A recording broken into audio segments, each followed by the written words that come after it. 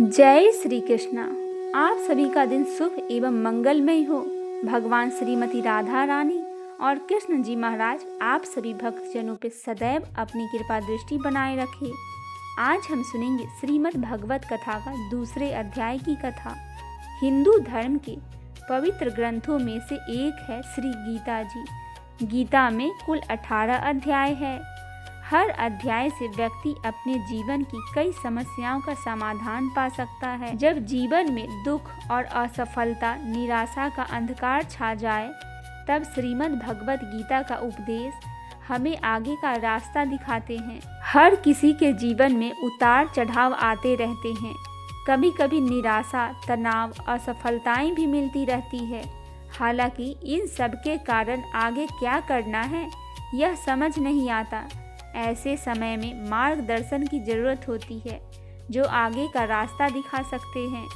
अगर आप भी लगातार लाइफ में असफलताओं का सामना कर रहे हैं और यह समझ नहीं पा रहे कि अब क्या करना चाहिए, तो चिंता करने की कोई बात नहीं है। ऐसे समय में भगवान श्री कृष्ण द्वारा अर्जुन को दिए गए श्रीमद् भागवत गीता का उपदेश आपके जीवन को नई दिशा देने में सहायक हो सकते हैं। गीता जीवन को सफल बनाने की कला सिखाती है। श्रीमद् भगवत गीता में श्री कृष्ण जी ने कहा है, कर्म करो, फल की चिंता मत करो। श्री कृष्ण जी कहते हैं, हम सिर्फ अपने कर्म पर ध्यान देना चाहिए, फल की अपेक्षा नहीं करनी चाहिए। मन ही दोस्त और शत्रु है। मन को नियंत्रित कर हम खुद को ऊंचा उठा सकते हैं। कृष्ण बताते हैं कि मोह, क्रोध और लोभ आत्मा को बांधते हैं और यही दुख का कारण बनते हैं। सफलता और असफलता, सुख दुख का समान भाव से देखने वाला सच्चा योगी होता है। अज्ञानता से मोह पैदा होता है और ज्ञान से ही आत्मा को शुद्धि मिलती है। भगवान श्री कृष्ण जी कहते हैं, लोभ न केवल चरित्र नष्ट करता है बल्कि जीवन को भटका देता है। ऐसे में लोभ का त्याग सबसे उचित है। भगवान कृष्ण जी कहते हैं कि जो सच्चे मन से मेरा स्मरण करते हैं, मैं उसके साथ सदा रहता हूँ। जो भी करो उसे भगवान को अर्पण करके करो, तभी वह सफल होगा। भगवान श्री कृष्ण जी कहते हैं कि हर कार्य में समर्पण जरूरी है। आत्मा न जन्म लेती है और ना ही मरती है। इससे हमें यह सीखने को मिलता है कि हम एक अनिश्वर ऊर्जा है। हर कठिन परिस्थिति अस्थायी होती है। धैर्य रखो, ईश्वर में विश्वास बनाए रखो, भगवान तुम्हारे साथ है।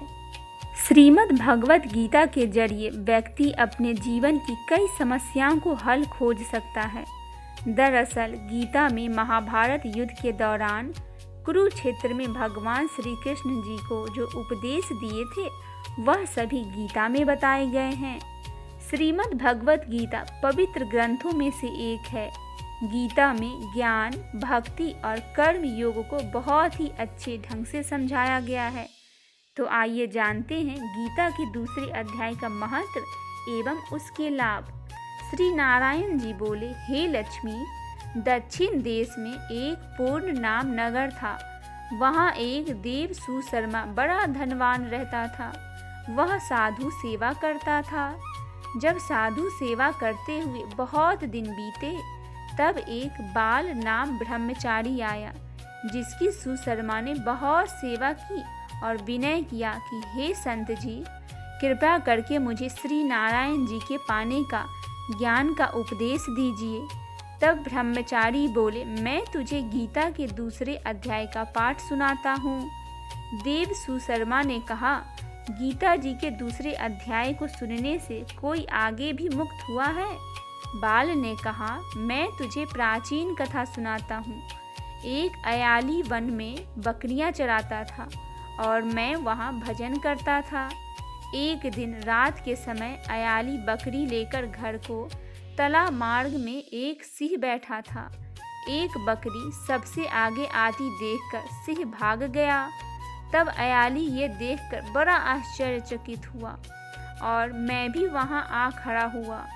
उस चरवाहे ने मुझे देखकर कहा, मैंने यह आश्चर्य देखा कि बकरी को देखकर शेर डरकर भाग गया। अतः तुम त्रिकाल यज्ञ हो, यह वृत्तांत मुझे सुनाओ। संत ने कहा, हे अयाली, मैं तुझे एक पिछली वार्ता सुनाता हूँ। यह बकरी पिछले जन्म में डायन थी। जब उसका पति मर गया तब यह बड़ी डायन हो गई। जिस सुंदर बच्चे को देखती उसे ही खा लेती थी। शेर पिछले जन्म में फंदक था। वह पक्षी पकड़ने के लिए जगर में गया। ये डायन भी वहां पहुंच गई। डायन ने उस फंदक को खा लिया। अब यह फंदक बन गया है, इसीलिए बकरी को देखकर उसे लगा कि वह भी मुझे खाने आ रही है। तब आयली ने कहा, मैं पिछले जन्म में क्या था? संत बोले, तू पिछले जन्म में चंडाल था। तब अयाली ने कहा, हे ब्रह्मचारी जी, कोई ऐसा उपाय भी है जिसे कर हम तीनों इस अधम देह से छूटे? तब संत बोले, हम तुम्हें तीनों का उद्धार करते हैं। एक बात, सपनों भयानक पर्वत की कंदरा में एक शिला थी। उसमें श्री गीता जी का दूसरा अध्याय लिखा हुआ था। मैंने उन अक्षरों को एक शिला पर देखा था। अब मैं तुम्हें मन, वचन और कर्म एकाग्र करके यह सुनाता हूँ। तुम श्रवण करके सुनो। संत ने जब गीता जी के अक्षर सुनाए तो उनको सुनते ही तुरंत आकाश से विमान आए और उन तीनों को विमान पर बैठाकर बैकुंठ लोक ले गए।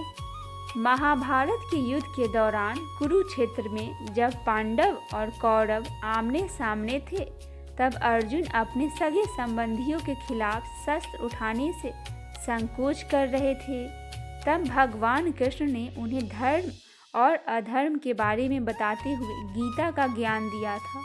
भगवान कृष्ण ने अर्जुन को गीता का ज्ञान देते हुए यह भी बताया था कि वह उनसे पहले भी गीता का ज्ञान दे चुके हैं।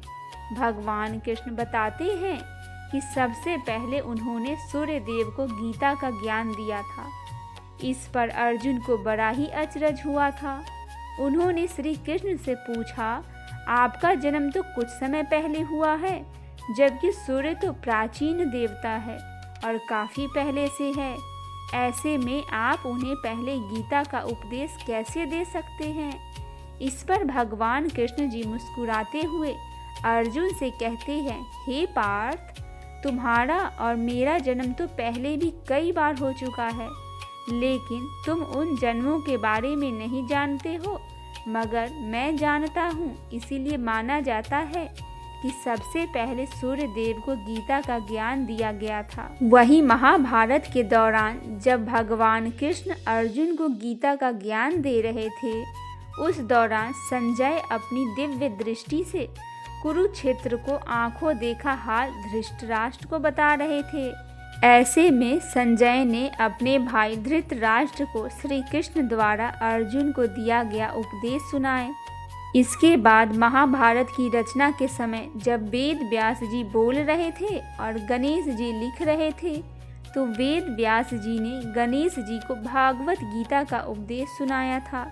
श्रीमद् भगवत कथा का दूसरा अध्याय यहीं पे समाप्त होता है। आइए अब हम सुनते हैं श्री कृष्ण जी की कथा, कान्हा और कुम्हार की कथा। प्रभु श्री कृष्ण ने गोपियों के साथ बहुत सी लीला की है। श्री कृष्ण गोपियों की मटकी फोड़ते और माखन चुराते और गोपियाँ श्री कृष्ण का उल्हाना लेकर यशोदा मैया के पास जाती। ऐसा बहुत बार हुआ। एक बार की बात है कि यशोदा मैया प्रभु श्री कृष्ण के उल्हानों से तंग आ गई थी और छड़ी लेकर श्री कृष्ण की ओर दौड़ी। जब प्रभु ने अपनी मैया का क्रोध को देखा, वह अपना बचाव करने के लिए भागने लगे।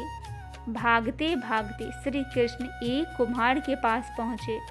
कुम्हार तो अपने मिट्टी के घड़े बनाने में व्यस्त था, लेकिन जैसे ही कुम्हार ने श्री कृष्ण को देखा तो वह बहुत प्रसन्न हुआ। कुम्हार जानता था कि श्री कृष्ण साक्षात परमेश्वर है। तब प्रभु ने कुम्हार से कहा, कुम्हार जी, आज मेरी मैया मुझ पर बहुत क्रोधित है। मैया छड़ी लेकर मेरे पीछे आ रही है। भैया, मुझे कहीं छुपा लो। तब कुम्हार ने श्री कृष्ण को एक बड़े से मटके के नीचे छुपा दिया। कुछ ही क्षण में मैया यशोदा भी वहां आ गई और कुम्हार से पूछने लगी, क्यों रे कुम्हार, तूने मेरे कन्हैया को कहीं देखा है क्या? कुम्हार ने कह दिया, नहीं मैया, मैंने कन्हैया को नहीं देखा। श्री कृष्ण की यह सब बातें बड़े से घड़े में नीचे छुपकर सुन रहे थे। मैया तो वहां से चली गई। अब प्रभु श्री कृष्ण कुम्हार से कहते, कुम्हार जी, यदि मैया चली गई है तो मुझे इस घड़े से बाहर निकालो। कुम्हार बोला, ऐसा नहीं प्रभु जी, पहले मुझे 84 लाख योनियों के बंधन से मुक्त करने का वचन दो। भगवान मुस्कुराए और कहा, ठीक है, मैं तुम्हें 84 लाख योनियों से मुक्त करने का वचन देता हूँ। अब तो मुझे बाहर निकाल दो। कुम्हार कहने लगा, मुझे अकेले नहीं प्रभु जी, मेरे परिवार के सभी लोगों को भी 84 लाख योनियों के बंधन से मुक्त करने का वचन दोगे तो मैं आपको इस घड़े से बाहर निकालूंगा। प्रभु जी कहते, चलो ठीक है, उनको भी 84 लाख योनियों के बंधन से मुक्त होने का वचन देता हूँ। अब तो मुझे घड़े से बाहर निकाल दो। अब कुम्हार कहता है, बस प्रभु जी, एक विनती और है, उसे भी पूरा करने का वचन दे दो तो मैं आपको घड़े से बाहर निकाल दूंगा। भगवान बोले, वो भी बता दो, क्या कहना चाहते हो? कुम्हार कहने लगा, प्रभु जी, जिस घड़े के नीचे आप छुपे हो उसकी मिट्टी मेरे बैलों के ऊपर लाद के लाई गई है। मेरे उन बैलों को भी 84 बंधन से मुक्त करने का वचन दो। भगवान ने कुम्हार के प्रेम पर प्रसन्न होकर उन बैलों को भी 84 के बंधन से मुक्त होने का वचन दिया। प्रभु बोले, अब तो तुम्हारी इच्छा पूरी हो गई हो तो अब मुझे घड़े से बाहर निकाल दो। तब कुम्हार कहता, अभी नहीं भगवान, बस अंतिम इच्छा और है, उसे भी पूरा कर दीजिए। और वह यह है, जो भी प्राणी हम दोनों के बीच इस संवाद को सुनेगा उसे भी आप 84 लाख योनियों के बंधन से मुक्त करोगे। बस यह वचन दे दो, मैं आपको इस घड़े से बाहर निकाल दूंगा। कुम्हार की प्रेम भरी बातों को सुनकर प्रभु श्री कृष्ण जी बहुत खुश हुए और कुम्हार की इस इच्छा को भी पूरा करने का वचन दिया। फिर कुम्हार ने बाल श्री कृष्ण को घड़े से बाहर निकाल दिया, उनके चरणों में साष्टांग प्रणाम किया, प्रभु जी के चरण धोए और चरणामृत लिया, अपनी पूरी झोपड़ी में चरणामृत का छिड़काव किया और प्रभु जी के गले लगकर इतने रोए कि प्रभु में ही विलीन हो गए।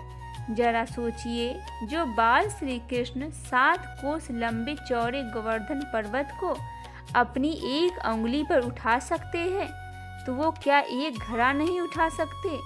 लेकिन बिना प्रेम रिझे नहीं नटवर नंद किशोर। कोई कितना भी यज्ञ करे, अनुष्ठान करे, कितना भी दान करे, चाहे कितना भी भक्ति करे, लेकिन जब तक मन में प्राणी मात्र के लिए प्रेम नहीं होगा प्रभु श्री कृष्ण जी मिल नहीं सकते। बोलिए भगवान कृष्ण जी महाराज की जय हो।